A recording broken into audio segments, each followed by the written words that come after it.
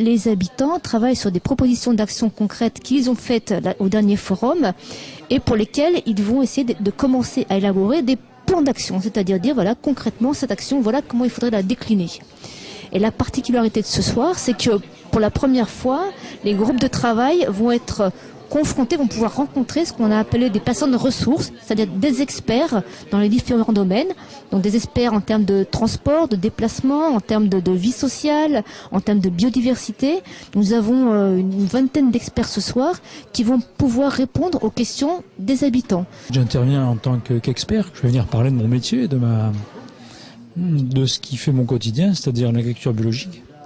Mais pas seulement mon métier d'agriculteur, mais aussi mon métier de fermier de famille, comme vous l'avez dit tout à l'heure, fournisseur officiel de groupes sur Salon. Donc voilà, et répondre aux questions des citoyens. Les habitants proposent des plans d'action et vont poser des questions aux experts en termes de faisabilité, de coûts, de possibilités techniques par rapport à ces actions. Donc ce soir, on va rentrer vraiment dans le concret et on va commencer à prioriser les actions en fonction de leur faisabilité technique. Ce qui ressort principalement de toutes les discussions et depuis le début des séances de travail sur l'agenda 21, c'est réduire la part de déplacement en voiture dans le centre-ville au bénéfice des transports en commun, des déplacements doux comme le vélo, la marche à pied et puis aussi l'accès plus aisé au train pour aller hors de Salon. Les actions qui ont été sélectionnées sont relatives aux actions relatives à l'urbanisme, c'est-à-dire en particulier à l'éco-conditionnalité de la réalisation des habitations, au maintien de zones agricoles et rurales par des réserves foncières, à la sensibilisation des entreprises locales au respect des règles sociales et environnementales, et enfin à l'aménagement ou le développement de la nature en ville. Voici donc les 4 actions qui ont été sélectionnées. Le premier temps fort, à mon sens, était la rencontre avec des gens qui rejoignaient notre thématique. On a eu donc quelqu'un de la santé. On a eu également le monde de l'éducation, avec un principal de collège et un directeur d'école, et le directeur de la politique urbaine de la ville, Monsieur Romezin, sur lequel en fait on a eu beaucoup d'apports d'informations, de choses qui se faisaient, et donc ça nous a permis après de réfléchir sur des fiches actions.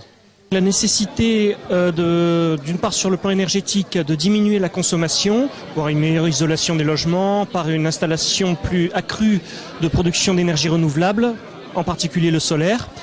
Et dans la catégorie déchets, il a été décidé en fait de croiser plusieurs actions, d'une part dans le cadre du tri sélectif qui est très connu, dans le cadre aussi de la réduction à la source qui est très importante, ceci dans un objectif d'éradiquer, à long terme bien sûr, toute probabilité d'enfouissement ou d'incinération de nos déchets ménagers.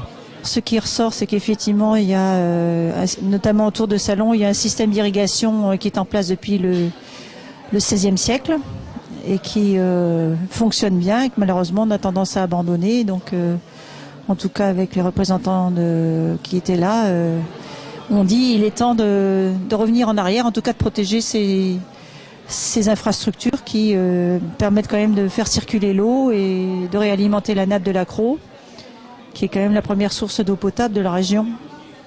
Voilà. Et aussi des aspects de maintien de l'agriculture et essayer de limiter la pression foncière de l'urbanisation sur ces espaces-là.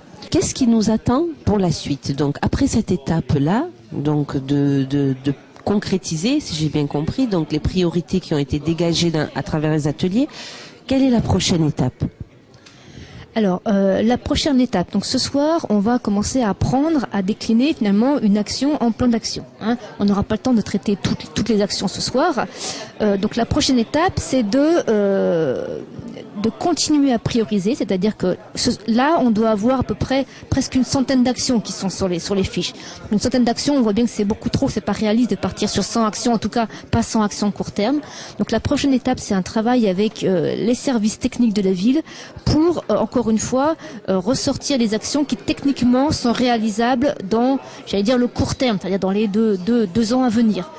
Sachant que les actions moyen terme et long terme, on les conservera, mais on les traitera au fur et à mesure. Le fait que la municipalité consulte la population, est-ce que vous pensez que c'est quelque chose qui devrait se faire plus souvent, que les populations doivent être consultées? Mais c'est ce que nous avons évoqué dans notre atelier et on est en train de définir des pistes de réflexion pour savoir dans quel domaine on pourrait être consulté un petit peu plus, sur quel projet, avec peut-être des conseils de quartier, peut-être la charte de la participation de l'habitant, un observatoire aussi de la mise en place de l'agenda 21, de manière à ce qu'on puisse, avancer et que ça ne reste pas le 19 juin que ce soit fini, quoi, parce que l'agenda 21 ça se met en place au fur et à mesure. C'est l'aboutissement en fait du processus démocratique. On demande leur avis aux citoyens et surtout aux membres d'associations qui eux-mêmes ont le statut d'experts citoyens, ce que je représente ici. Ça permet de contrebalancer l'influence des grandes entreprises industrielles qui sont regroupées en lobby et qui parviennent à imposer leur propre vision pour servir leurs propres intérêts et qui généralement ne suivent ni l'intérêt de l'environnement ni l'intérêt des populations.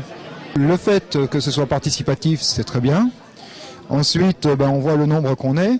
On a démarré, je crois, les premières réunions en septembre, on devait être 150 personnes. Là, maintenant, on doit être moins de 100.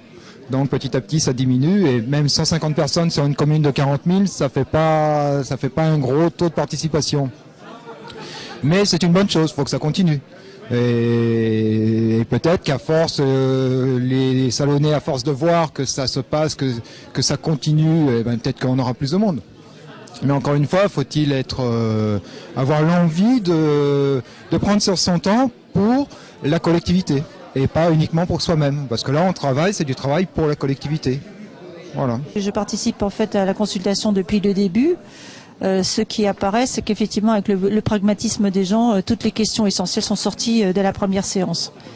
Donc maintenant, toute la difficulté, c'est effectivement de hiérarchiser les actions. Et ensuite, d'avoir des gens au niveau des municipalités ou les conseils régionaux qui soient suffisamment courageux pour prendre les bonnes décisions pour qu'effectivement ça se réalise dans le temps.